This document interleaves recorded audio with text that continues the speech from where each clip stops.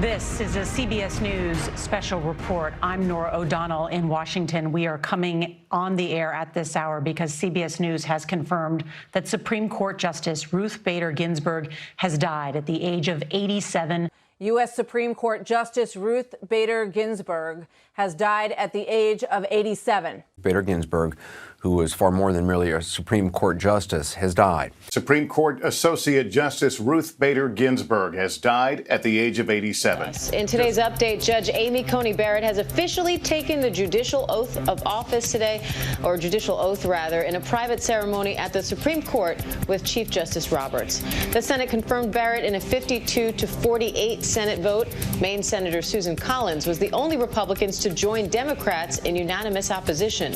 Now, Barrett's confirmation locks in a 6-3 conservative majority on the high court, but Barrett said in her speech last night that she will remain impartial. We have huge breaking news tonight, and I can't even believe I'm going to tell you what I'm about to tell you. But in a highly, indeed, as far as I can tell, utterly unprecedented leak from the Supreme Court, Politico has obtained what they say is an initial draft majority opinion written by Justice Alito showing the Supreme Court striking down Roe versus Wade. Let's talk about a developing story and one that's likely to shape the country's social discourse for decades to come. According to a draft opinion leaked to Politico, the Supreme Court appears poised to overturn Roe v. Wade. It is just significant to look at what the president has said recently, though, about this issue. He has said women's reproductive health is under assault in this country. In the State of the Union address, he called for Congress to enact the protections of Roe v. Wade, the protections on abortion rights, into federal law. Where do privacy and personal freedom begin, and where do they end? Questions that have framed an enduring divide in modern America. One many thought was settled nearly 50 years ago when the Supreme Court affirmed a constitutional right to an abortion. Today, the court answered that question again, this time on a 5-4 vote, taking away what was regarded as a fundamental right. Why do I hate the Democratic Party?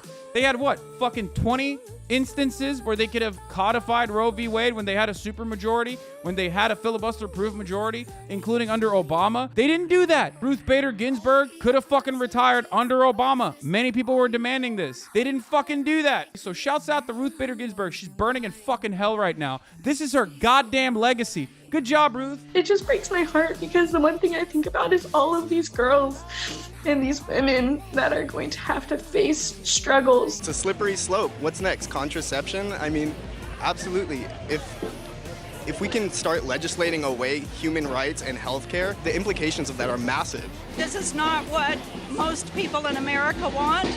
And I mean, lives are at stake. Lives have already been sacrificed.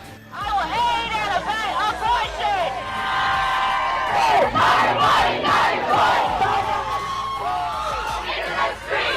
Another world is possible because we are unstoppable. They need to mind their own business. There's 0 laws on men's bodies. Why should there be any laws on women's bodies? My body, my choice. And I fight for my daughter and I fight for my granddaughter. And I'm getting too old for this. I never met my grandmother.